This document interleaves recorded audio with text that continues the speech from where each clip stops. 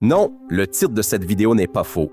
Cela semble incroyable, mais aux Philippines, il existe vraiment un centre de détention qui n'accueille que des enfants. Et nous ne parlons pas d'adolescents qui ont presque 18 ans, mais de tout petits, des enfants qui devraient en réalité être à l'école primaire, à la maternelle et surtout avec leurs parents. Aujourd'hui, nous allons vous montrer cet établissement choquant et nous expliquerons pourquoi quelque chose d'aussi cruel existe même. Quand nous parlons du centre de détention pour enfants, nous faisons spécifiquement référence au centre philippin de détention pour mineurs Bahay Pag-asa. D'ailleurs, Bahay Pag-asa signifie « maison de l'espoir ». Cela peut sembler positif, mais le seul véritable espoir est d'en sortir le plus vite possible. Car alors que, dans la plupart des pays, les centres pour mineurs se concentrent sur la réhabilitation, les enfants de 7, 8 ou 10 ans de Bahay Pag-asa sont simplement enfermés. Et enfermés avec d'innombrables autres dans de minuscules cellules grillagées, sans aucun confort. Il n'y a pratiquement aucune activité ni aucune forme de distraction. À quel point la vie quotidienne est incroyablement dure dans ce qui est probablement le seul centre de détention pour enfants au monde devient clair très tôt le matin. À 5 heures du matin, précisément, car à 7 heures exactes, les enfants les sont réveillés par les gardiens et les surveillants, et c'est à ce moment que commence leur lutte quotidienne. Même si, en réalité, la nuit elle-même pourrait aussi être considérée comme une lutte. Beaucoup dorment dans les cellules, serrés les uns contre les autres, sur le sol froid et nu en béton. Même les centres de détention les plus stricts aux États-Unis sembleraient luxueux comparés à Bahay Pag-asa. Après avoir été réveillés brutalement, les enfants sont envoyés aux toilettes tôt le matin. Ces pièces, tout comme les cellules, ont été conçues pour beaucoup moins de détenus et il n'y a pas du tout assez de toilettes ou de lavabos pour tout le monde. L'eau propre et le savon sont également rares. Et comme tout le monde est stressé et tendu, les conditions catastrophiques mènent régulièrement à des conflits. Ainsi, à Bahay Pag-asa, c'est généralement la loi du plus fort qui règne. Cela signifie que seuls ceux qui parviennent à se frayer un chemin à travers les autres peuvent se laver ou utiliser les toilettes. De toute façon, tout le monde doit se dépêcher, car à 6h30, ils sont forcés de retourner dans leur cellule où le petit déjeuner est servi. Et il n'y a vraiment rien de réjouissant à cela, car pour le premier repas de la journée, Bahay Pag-asa ne fournit généralement qu'une petite portion de riz et peut-être un morceau de poisson séché ou une soupe très claire. Les enfants doivent manger ce repas maigre assis par terre dans leur cellule. Et encore une fois, les plus petits et les plus faibles souffrent le plus. Comme les portions sont limitées, les détenus plus forts ou plus âgés, les mayors, prennent souvent de la nourriture supplémentaire pour eux-mêmes ou la volent aux plus jeunes.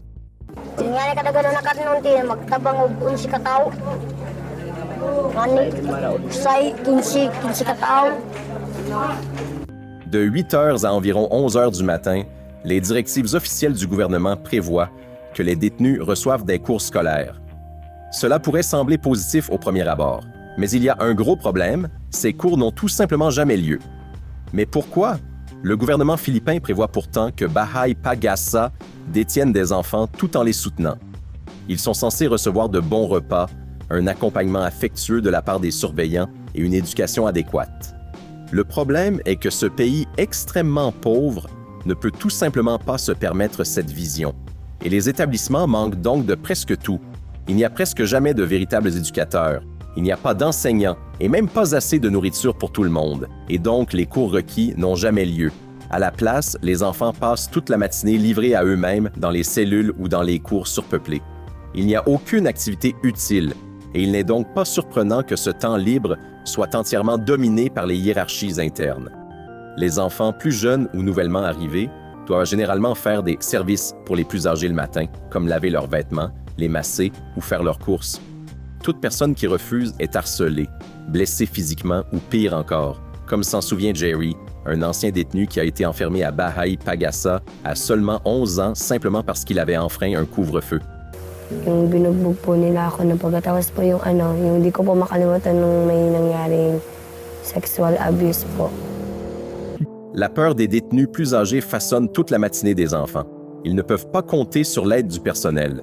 Les gardiens n'interviennent généralement pas, soit parce qu'ils sont dépassés, soit parce que certains d'entre eux font même partie de la hiérarchie violente. Le reste de la journée est tout aussi monotone. De midi à 13 heures, il y a un déjeuner maigre. Et tout comme le petit déjeuner, il est terrible. En général, seulement un peu de riz avec une pointe de sauce. Beaucoup d'enfants souffrent de malnutrition sévère car ils n'arrivent plus à avaler la nourriture. Après le déjeuner, tout l'après-midi devrait, selon les directives officielles, être consacré à des activités utiles comme le sport, des formations professionnelles ou un soutien psychologique. Mais comme vous pouvez probablement vous en douter, la réalité est totalement différente ici aussi. Pour des centaines d'enfants traumatisés, il n'y a qu'un seul psychologue, ce qui rend presque impossible d'obtenir un rendez-vous et les autres programmes prévus n'ont presque jamais lieu. Au lieu de cela, les enfants restent littéralement entassés jusqu'à 5 heures de l'après-midi sans rien à faire, ce qui encourage naturellement l'agressivité et le harcèlement. Dans la chaleur et l'exiguïté de l'établissement philippin, combinées à la mauvaise hygiène, des maladies de peau comme la gale, la tuberculose et des infections respiratoires se propagent rapidement. Les soins médicaux ne sont disponibles que si l'on a de la chance. Aussi sombre que le reste de la journée, le dîner à 17 heures est tout aussi maigre et de mauvaise qualité que les autres repas. Ensuite, tous les détenus sont enfermés dans leurs cellules et la nuit commence. Et même si c'est difficile à croire, c'est le pire moment à Bahay Pagasa. Car une fois les lumières éteintes, les gardiens ne vérifient plus les cellules. Et dans l'obscurité, les plus jeunes sont totalement sans défense face aux mauvais traitements graves et aux abus de la part des plus âgés. Des rapports d'ONG confirment que ces conditions horribles sont la réalité quotidienne à Bahay Pagasa. They are locked inside, so many overcrowding in a small space. They don't have beds in most of these places. They sleep on the concrete floor. There's many places the toilets are full of dirt and stuffed up. There's no running water. They only shower sometimes twice a week if they're allowed. They go hungry. And inside, there's severe abuse. And bigger boys are the ones who are raping, beating, and bullying the small children. Par peur d'être blessés par les plus forts, beaucoup d'enfants dorment à peine, se blottissent les uns contre les autres ou tentent de se cacher dans des coins, ce qui est presque impossible compte tenu de la surpopulation extrême. Le pire moment à Bahay Pagasa ne se termine qu'à 5 heures du matin lorsque le réveil recommence. Et cela se répète jour après jour. Et pour la plupart des détenus, cela dure des mois, voire des années. Beaucoup d'enfants sont enfermés là sans jamais voir un juge ni recevoir d'aide juridique. Ils n'ont aucune idée de la durée de leur détention à Bahay Pagasa.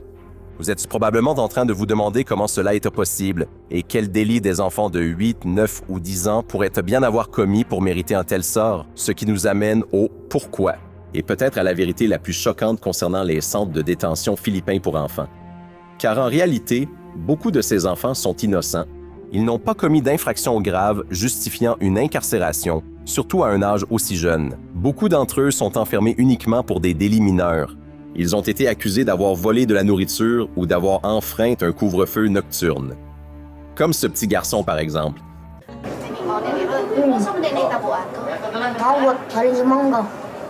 Awat na ko ano, sige mo gusto rin ah. Way part ako mamada, sige lang saad. Mauna na ako pangawato mga madat, di mo mawat ko break. Danny, 9 ans, que vous voyez ici, s'est retrouvé en détention seulement parce qu'il avait volé 6 boîtes de sardines, poussé par la faim. Certains des détenus ont également été exploités par des gangs criminels comme coursiers de substances illégales.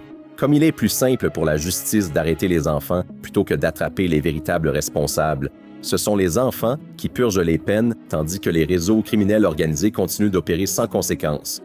Mais si les enfants sont plus ou moins innocents et n'ont souvent commis que de petites infractions par pure nécessité, pourquoi sont-ils enfermés dans l'un des établissements les plus durs imaginables? Pour comprendre cela, il faut comprendre la situation aux Philippines. Le pays connaît dans une sorte de société à 2 vitesses. Il y a les enfants issus des familles de classe moyenne ou aisée, et puis il y a les enfants des rues. Des enfants dont les parents vivent dans les bidonvilles des grandes villes ou des enfants qui n'ont même plus de parents et errent comme orphelins sans abri dans les rues de Manille. Presque tous les détenus de l'établissement sont des enfants des rues qui volent par simple nécessité pour survivre. Ce sont des enfants qui devraient en réalité être aidés par des programmes sociaux au lieu d'être enfermés dans des conditions inhumaines. Cependant, le gouvernement philippin est radicalement nationaliste et populiste. Les enfants des rues sont considérés comme une nuisance et les politiciens les décrivent souvent comme des indésirables, qu'il faut enlever des rues. C'est plus facile et moins cher que de s'attaquer aux véritables problèmes qui font que tant d'enfants vivent dans la rue. Dans les grandes villes, des milliers d'enfants des rues ont perdu leurs parents ou ont fui des foyers violents.